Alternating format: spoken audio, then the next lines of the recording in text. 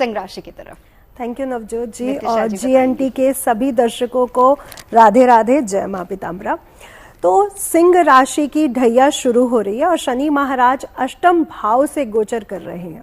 अष्टम भाव में मीन राशि में गोचर करते हुए शनि महाराज आपके सबसे पहली तीसरी दृष्टि आपके कर्म क्षेत्र पर डालेंगे, दूसरी आपकी वाणी कुटुंब क्षेत्र पर, और तीसरी जो उनकी 10वीं दृष्टि है वो डालेंगे आपके पंचम भाव, जहां पे आपका प्रेम है, जहां पे आपका संतान है। तो सर्वप्रथम शनि महाराज की ये दृष्टि आपके लिए बहुत सारे उतार चढ़ाव लेकर के आ रही है। ये गोचर आपके लिए बहुत सारे उतार चढ़ाव लेकर के आ रहा है।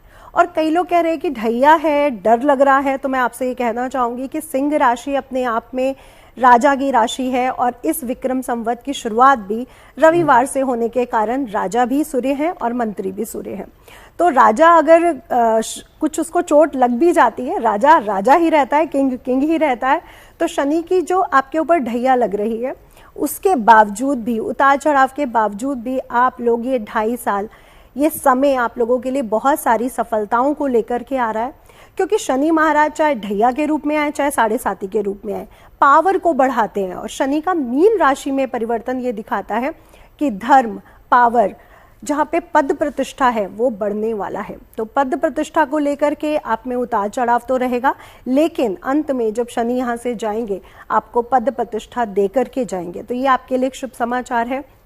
और साथ ही साथ मैं ये कहना चाहूंगी, करियर में भी इस समय आपको काफी उतार चढ़ाव देखने को मिलेंगे, क्योंकि शनि की तीसरी दृष्टि वहां पर पहुंच रही है। उतार चढ़ाव होने के कारण आप लोगों को काफी दिक्कतें फेस करनी पड़ सकती हैं इस समय, लेकिन शनि कर्म के प्रदाता हैं और कर्म को ही देख रहे हैं। अगर आप अपने कर्मों से भागते नहीं हैं, अगर आप अपने कामों को सही तरीके से करते हैं, यहाँ पे वो अनुशासन के प्रिय स्वामी हैं, वो न्याय के प्रिय स्वामी हैं। अगर आप लोग कोई भी गलत काम नहीं कर रहे हैं, न्याय के साथ चल रहे हैं, अनुशासन को फॉलो कर रहे हैं, तो आपके कार्य क्षेत्र से जुड़ी दिक्कतें भी आपकी दूर हो जाएंगी। तो कृपया शनि महाराज को समझें और किसी भी चीज से डरे बिना अपने कर्मों पर पहले ध्यान दें। दूसरी दृष्टि आपकी जा रही है आपकी वाणी पर, तो वाणी अच्छी रखें। आप जो बोलते हैं, आपका जो अंदर जैसा भी आप होते हैं वैसा ही दिखते हैं, इसलिए अपनी वाणी को साफ करें, शुद्ध करें। अगर आप ऐसा करते हैं तो शनि महाराज की असीम कृपा आप पर रहती है। क्योंकि शनि महाराज अपने आसपास अपने परिवार से बहुत प्रेम करते थे। वो बहुत अच्छे पुत्र, चाहे वो माता के हों चाहे वो पिता के हों, अपनी पत्नी से उनको बहुत प्रेम था। इसलिए अपने परिवार को बहुत वैल्यू दे, गलत शब्दों का प्रयोग ना करें। और धन को खर्च करते समय बहुत ध्यान रखें, क्योंकि धन पर भी शनि की दृष्टि है। कुटुंब, धन, ये हमारा बैंक बैलेंस है, इसलिए अपने धन को खर्च करते समय बहुत ध्यान रख के अगर आप चलते हैं तो बहुत अच्छा रहने वाला है।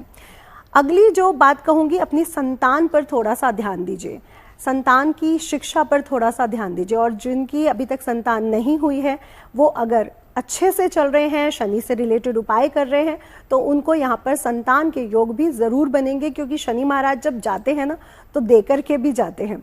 और प्रेम से, जो लोग चाहते हैं कि हमारे जीवन में प्रेम आए, और प्रेम में आपको कुछ दिक्कतें देखने को मिल सकती हैं, लेकिन फिर भी अगर शनि की रेमेडीज हो जाती हैं, और यहाँ पे सिंह राशि के लिए जो शनि की रेमेडीज रहेंगी वो रहेंगी हनुमान जी की पूजा। क्योंकि आपके जो भाग्य के स्वामी हैं वो है बजरंग बली। तो हनुमान जी की पूजा करें, सुंदरकांड का पाठ करें, और शिवलिंग पर केसर युक्त जल जरूर चढ़ाएं। अगर आप ये हर सैटरडे चढ़ाते हैं या रोज चढ़ाते हैं तो आपको विशेष फलों की प्राप्ति होती है। और शनि का दशरथ के जो स्रोत है, शनि स्रोत पढ़ने से भी हमारे मनवांछित फल हमें प्राप्त होंगे और हमारे जीवन से कष्ट भी दूर होंगे। शनि अगर अच्छे हैं तो कष्ट के बिना आपको सफलता तक जरूर पहुंचाते हैं, और शनि अगर बुरे हो जाते हैं तो थोड़े से दुख और कष्ट जरूर देते हैं। इसलिए अपने कर्मों पर विशेष ध्यान दें। चलिए।